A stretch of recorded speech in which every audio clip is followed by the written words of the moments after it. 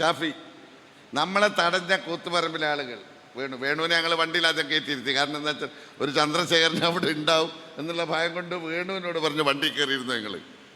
വേണുവിനെ വണ്ടി കയറ്റി ഡോറടിച്ച് ലോക്ക് ചെയ്തിട്ടാണ് ഞങ്ങൾ പുറത്തു വന്നത്. അപ്പോൾ വേണു നോട്ടബിൾ ആയിരുന്നു അവിടെ. പക്ഷേ പിന്നീട് കണ്ടത് പുള്ളി ഇങ്ങനെ സമാധാനത്തിലൊന്നുമല്ല അന്ന് ഇടപെട്ടത്. ഞാൻ ആ ബൂത്തിൽ വോട്ടിൻ്റെ കണക്ക് ചോദിക്കാൻ പോയതാണ്. കണക്ക് ചോദിക്കാൻ പോയപ്പം എന്നോട് പറഞ്ഞു അവിടെ കയറാൻ പാടില്ല. അപ്പം ഞാൻ രാവിലെ മുതൽ എല്ലാ ബൂത്തിലും പോയി കണക്ക് ചോദിക്കേണ്ട ഉദ്യോഗസ്ഥരുടെ നിന്ന് ഇത് മേടിക്കുന്നുണ്ട്. ഞാൻ കയറാൻ പാടില്ല എന്ന് പറഞ്ഞപ്പോൾ ഞാൻ അന്തം വിടും, ഇവിടെ കയറാം. അപ്പം ഞാൻ ചോദിച്ചു എന്താ കയറിയാന്ന് ചോദിച്ചോൻ. ഓക്കെ, എന്താ കയറിയാന്ന് ചോദിച്ചാൽ ഇവിടെ പാടില്ല, ഇവിടെ നിൻ്റെ ഏർപ്പാടൊന്നും നടക്കില്ല ഇപ്പോൾ എന്ന് പറഞ്ഞു. അപ്പം തന്നെ പാറക്കല്ലോട് ഒരുത്തം വന്നിട്ട് പറഞ്ഞു ഇത് കൂത്തുപറമ്പാണ് മറക്കണ്ടറാന്ന് പറഞ്ഞു. ഒരുത്തം വന്നിട്ട് പാറക്കല്ലോട് പറയാം. ആ പാറക്കല്ല് ചോദിക്കുക കൂത്തുപറമ്പ് എന്താടാ ഇന്ത്യയിലല്ലേ എന്ന് ചോദിച്ചു അവനോട്. അപ്പം ഇവർ തമ്മിൽ വാക്കേറ്റാണ്.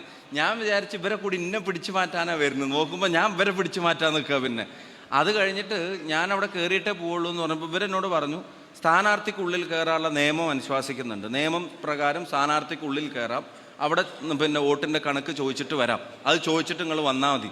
അപ്പം ഞാൻ ഉള്ളിൽ കയറി പുറത്തിറങ്ങുമ്പോൾ ഒരുത്തൻ വന്നിട്ട് പറഞ്ഞു എൻ്റെ കാല് ഞാൻ ഇവിടെ ഇട്ട് കൊത്തൂടാന്ന് പറഞ്ഞു എന്നോട്.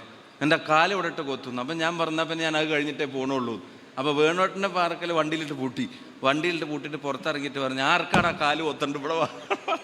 ഞാൻ പറഞ്ഞു പാറക്കൽ നമുക്ക് എനിക്കാണെങ്കിൽ ഇലക്ഷൻ കഴിഞ്ഞിട്ട് നോക്കാം, ഇനിയിപ്പോൾ ഇത് ഇത്ര ആയ സ്ഥിതിക്ക് അതിൻ്റെ റിസൾട്ടും കൂടി അറിയണമല്ലോ. അവൻ പറഞ്ഞ് ബോംബ് ഉണ്ടാവൂടെ ആരെങ്കിലും എടുത്ത് എറിയടാ കാണാലോ എന്നൊക്കെ പറഞ്ഞു വൻ വെല്ലുവിളി നടക്കുക.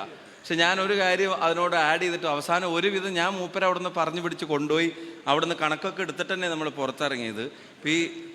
അപ്പോൾ പുറത്തിറങ്ങുമ്പോൾ അവിടുന്ന് തങ്കച്ചൻ, അവിടുത്തെ DCC ജനറൽ സെക്രട്ടറി, അവിടുന്ന് ആളുകളെല്ലാം കൂടെ വന്നിട്ട് പറഞ്ഞു ഈ ബൂത്ത് അങ്ങനെയാണ്, ഇവിടെ നമ്മൾ ബേളം വെച്ചിട്ടൊന്നും കാര്യമില്ല, 450-400 വോട്ടൊക്കെ അവർക്ക് ലീഡുള്ള ഒരു സ്ഥലമാണ്, അവിടെ നമ്മൾ വേറൊന്നും ചെയ്തിട്ട് കാര്യമില്ല, അത് അങ്ങനെയാണെന്നൊക്കെ പറഞ്ഞു. വോട്ട് എണ്ണിയപ്പോഴാണ് ഞങ്ങൾക്ക് മനസ്സിലായത് ആ കാല് കൊത്തുന്ന് പറഞ്ഞവൻ വരെ നമുക്കാണോ വോട്ട് ചെയ്തിരിക്കുന്നതെന്നുള്ള സംശയം നമുക്ക് വന്നു. ഒരു വോട്ടാണ്. അപ്പോൾ രാഷ്ട്രീയമായി ഉള്ളൊരു പോരാട്ടമാണ്. അതിൽ നമുക്ക് വോട്ട് ചെയ്യുന്ന ചിലപ്പോൾ നമ്മുടെ ആളുകൾ മാത്രമായിരിക്കില്ല. ആ ഒരാളാരാണെന്ന് അറിയാം നിങ്ങൾ അവർക്ക് അതാ ഞാൻ പറയാൻ പോകുന്നത്. ആ മാല മോഷണം നടത്തിയ കൗൺസിലർ സത്യായത് നമ്മൾ പത്രത്തിലും ചാനലിലൊക്കെ വന്നില്ലേ, അവിടെ ഒരു കൗൺസിലർ മാല മോഷണം നടത്തി. ആ കൗൺസിലർ ആ ബൂത്തിലാണ് ഞങ്ങൾ പോയത്. അപ്പോൾ ഞാൻ പറഞ്ഞു വന്നത് ഇതുപോലെ എല്ലാ കളിയും നമ്മളിവിടെ ഇതൊക്കെ കണ്ടതും അനുഭവിച്ചതുമാണ്. അപ്പോൾ അതിലൊന്നും നമ്മൾ ഭയപ്പെടുന്നില്ല.